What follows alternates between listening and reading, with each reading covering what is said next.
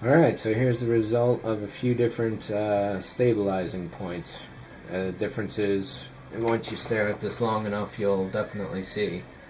Up here on the upper left, we've got the original pre-stabilized footage. You can see that if I put the cursor on any point of the ship, it just goes all over the place, and the same for the wall as well.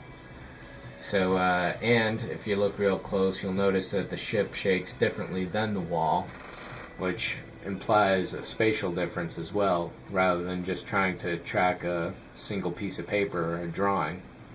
Over here on the right, what I've done here is, this is the example from the other videos where I stabilized on a wall point. So now putting the cursor over that, you'll see there's some slippage generally, but it's falling up and away with the movement of the ship. So in this particular level of work, that's acceptable. Anything higher, that would have to lock down tightly, as does this one here. Down here in the bottom left, the cursor is now centered over the tracking point of the center of the 4 that I used. If you stare just at that, you'll see that the entire ship rocks back and forth all around this central focus. So essentially this is the parallax from which everything falls away as far as the camera lens curvature goes, and any other optical factors, such as the compression of 3D space into 2D space. Speaking of that compression, given that this ship is 1,000-something feet long, if you wanted to composite an explosion in here, say along the mid-aft or underneath, and you stabilize to this point, if you take a look over here, obviously the explosion would slip around. So what you want to do is stabilize to various points where you need the action to occur. So in this case, I stabilized this inner point right here between the pylon and the nacelle. So now you'll see that the nose, rather than being fixed as it is over on the left, is now floating around some, and there's a lot more play between it. Setting a stabilizing point is essentially putting a fulcrum, a physical fulcrum, around the image. So that's where all the action is going to occur from. It's always a point, you can't just do a field.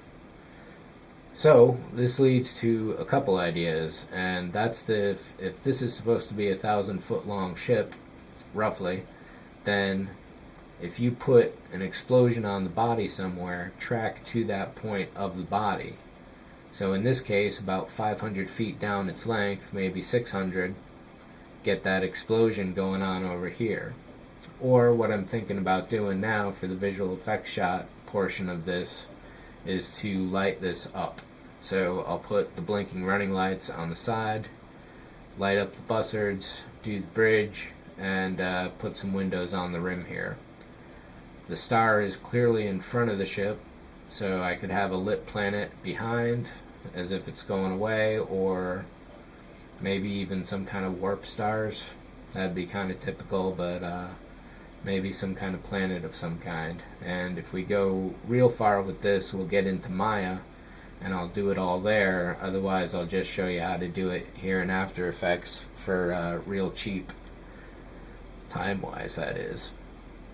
So one of the precepts is to keep everything simple and go with what's fast always, and if you can pull off a complex trick in 2D instead of going to 3D, always do it that way.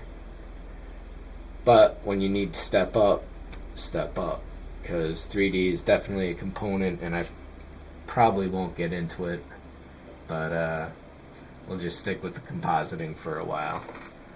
So that's pretty much it for this one. Hope it didn't take too long here, and yeah, so if you have any models of your own, put them on a stand. You can stabilize the footage and pretty much do all sorts of stuff with it from there. So that's it. Take care.